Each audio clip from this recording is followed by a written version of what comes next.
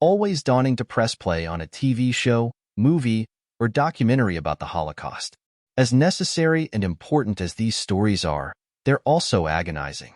And Hulu's new limited series We Were the Lucky Ones, about a Polish family forced to scatter across multiple continents during World War II, is a tough watch. But those who brave this moving limited series, based on Georgia Hunter's historical novel, will also find it to be edifying, educational, and ultimately rewarding. The 8-episode drama introduces us to Halina Kirk, Joey King, a young woman living with her family in Radom, Poland, in 1938.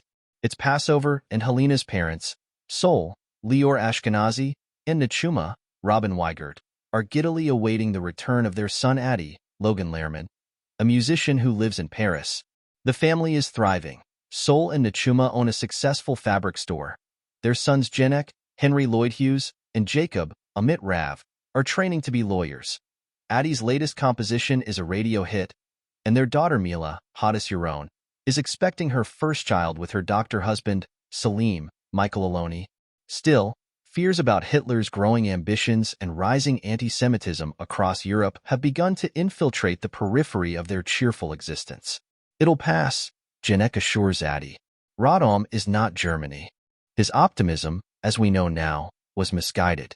The premiere, written by showrunner Erica Lipez, the morning show, Bates Motel, carefully cultivates a feeling of creeping dread. A Jewish man with a black eye smoking a cigarette outside a Radom cafe. A man walking the streets of Paris in a government-issued gas mask, as the dangers facing the continent become harder to ignore. Before the hour is over, the Germans have invaded Poland, launching the Kirk family into a years-long nightmare. Inspired by the true story of Hunter's ancestors, We Were the Lucky Ones' sprawling narrative explores how the Nazis' reign of terror reached far beyond the borders of the death camps, and why survival offered no escape from the horrors. Sol, Nachuma, Mila, and her daughter, Artemisia Pagliano, are pushed out of their home and forced into factory work. Halina and Bella, Eva Filer, Jacob's girlfriend, make a dangerous trek to Soviet-occupied Lvov to find him. Jenek and his wife, Herta, Moran Rosenblatt, are sent to a brutal, Russian-controlled work camp. Adi attempts to flee to Brazil but winds up trapped in Nazi-sympathizing Dakar. Though their circumstances are extremely varied, every member of the Kirk family is surrounded by the threat of death, pogroms, mass shootings, starvation, back-breaking labor, the flagrant cruelty of SS soldiers, etc. But Lucky Ones also emphasizes the invisible torture that's intrinsic to the daily act of survival.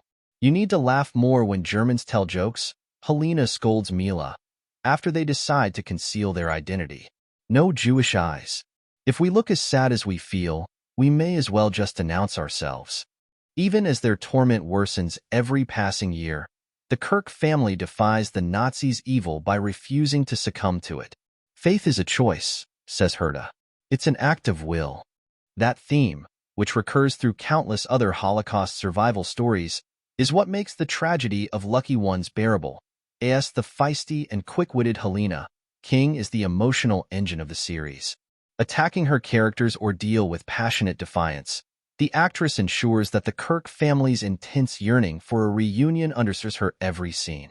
Both she and Ashkenazi, as Halina's steadfast father, Sol, even manage to get a few laughs, which is no small feat in a Holocaust drama.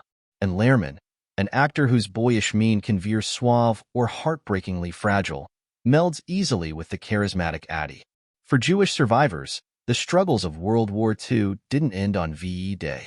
The excruciating wait for updates on family members from the Red Cross, the jarring shift back to freedom after years of oppression, the return to cities that no longer feel like home. We Were the Lucky Ones touches too briefly on these rich themes in its 73-minute finale. But it also gifts viewers with much-needed moments of ugly cry uplift and a reminder that there are some stories we should never stop telling.